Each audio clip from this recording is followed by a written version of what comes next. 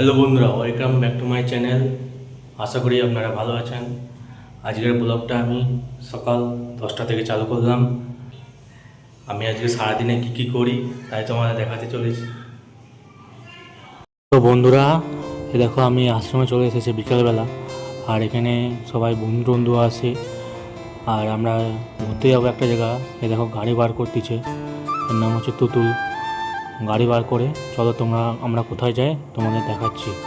তো বন্ধুরা, এই দেখো আমরা বেরিয়ে পড়েছি। কোথায় যাচ্ছি চলো তোমাদের দেখাচ্ছি। আর দেখো কী সুন্দর গ্রামের রাস্তাটা। আর আমরা এই যে তিনজনে মিলে যাচ্ছি।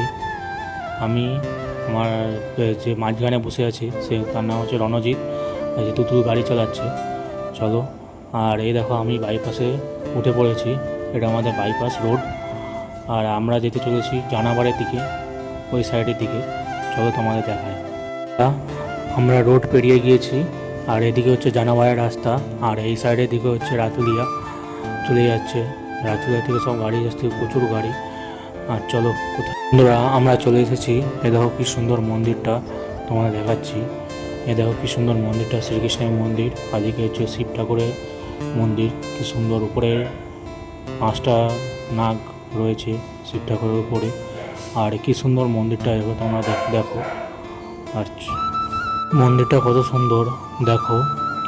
শ্রীকৃষ্ণ ঠাকুরের মন্দির, আর এদিকে হচ্ছে শিব বাবার মন্দির। আর আমরা এই যে এখানে পঞ্চমন্দির রয়েছে। আর আমরা এই যে তুতুলরা দাঁড়িয়ে আছে। আর এটা হচ্ছে স্কুল, নদীর পাশেই। এখানে সবাই ঘুরতে আসে, দেখো অনেকে ঘুরতে এসেছে। চলো আমরা বেরিয়ে যাই, আর দেরি করবো না। কিছুদিন পরেই এই জায়গাটা একটা ভিডিও নিয়ে আসবো, তোমরা দেখতে থাকো। আর এই জন্য চ্যানেলটা সাবস্ক্রাইব করে নাও। ব্লগটা ভালো লাগলে কমেন্ট করো।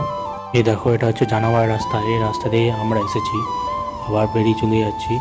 এই দেখো আমরা তিনজনে এসেছি, আবার চলে যাচ্ছি। ব্লগটি ভালো লাগলে লাইক করবেন, কমেন্ট করবেন, সাবস্ক্রাইব করবেন। দেখা হচ্ছে অন্য একটি ব্লগে।